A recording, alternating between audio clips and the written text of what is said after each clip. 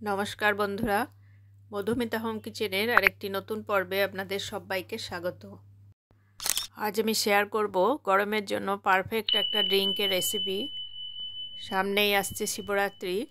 আগে থেকে যদি বানিয়ে রেডি করে রাখেন, শিবরাত্রির উপোস ভাঙার পর ঠান্ডা ঠান্ডা সার্ভ করতে পারেন। বাড়িতে অতিথি এলে সার্ভ করতে পারেন ঠান্ডা ঠান্ডা এই ড্রিঙ্ক। চলুন তাহলে দেখে নেওয়া যাক আজকের রেসিপি। এর জন্য 500 ml দুধ নিয়েছি। 1 হাতা দুধ আলাদা পাত্রে তুলে রেখে বাকি দুধটা ফুটাতে দিয়েছি। দুধ ফুটে গেলে অর্ধেকটা দুধ তুলে ঠান্ডা করার জন্য রেখে দেব।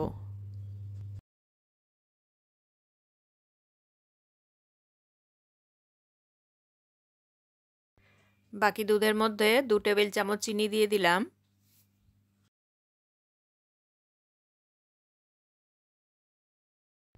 এক হাতা দুধ যেটা আগেই তুলে রেখেছিলাম, সেই দুধের মধ্যে 2 চা চামচ কাস্টার্ড পাউডার ভালো করে মিশিয়ে নেব।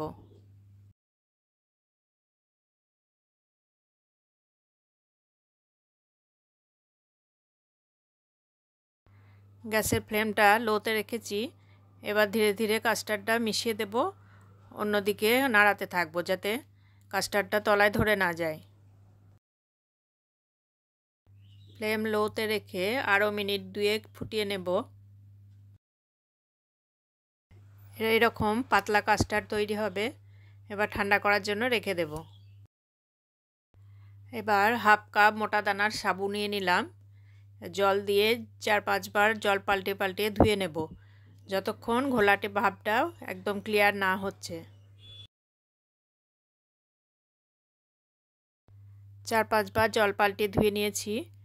এবার দেখুন, এবার জল দিলে জলটা একদম পরিষ্কার আছে। এবার সাবুদানাটা একটা বড় পাত্রে নিয়ে নিয়েছি। প্রায় 2 গ্লাস মতো জল দিয়ে দিলাম। গ্যাসে বসিয়ে এবার ফুটতে দেব। ফুটে গেলে সাবুদানাটা উপরে ভেসে উঠবে। এইভাবে বেশ কিছুক্ষণ ফোটানোর পর ধীরে ধীরে সাবুদানাগুলো একদম স্বচ্ছ ভাব চলে আসবে। এবার সাবুদানা ছেঁকে নিয়ে ওপর থেকে জল ঢেলে ঢেলে ভালোভাবে ধুয়ে নেব, যাতে আঠালো ভাবটা চলে যায়।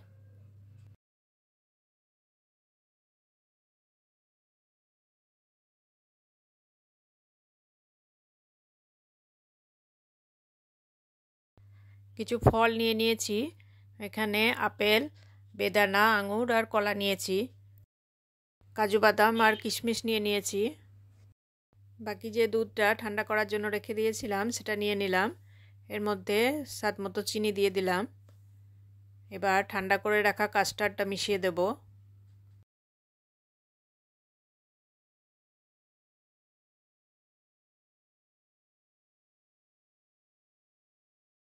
সাবুদানাটা দিয়ে দিলাম। সাবুদানা খুব ভালোভাবে মিশিয়ে নিয়ে এবার ফ্রিজে রেখে ঠান্ডা করে নিতে পারেন। কেটে রাখা ফলগুলো মিশিয়ে দেব।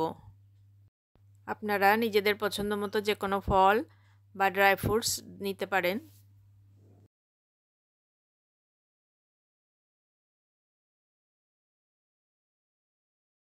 কাজু কিশমিশটাও দিয়ে দিলাম। সব কিছু এবার ভালোভাবে মিশিয়ে নেব। আজকের এই রেসিপি যদি আপনাদের ভালো লাগে, অবশ্যই লাইক, কমেন্ট ও বন্ধুদের সাথে শেয়ার করবেন। নতুন কোনো রেসিপি যদি দেখতে চান, অবশ্যই কমেন্ট বক্সে লিখে জানাবেন।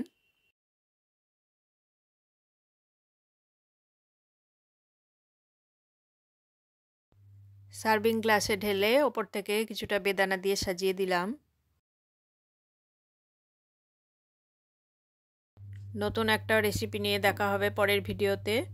সকলে ভালো থাকবেন, সুস্থ থাকবেন। ধন্যবাদ।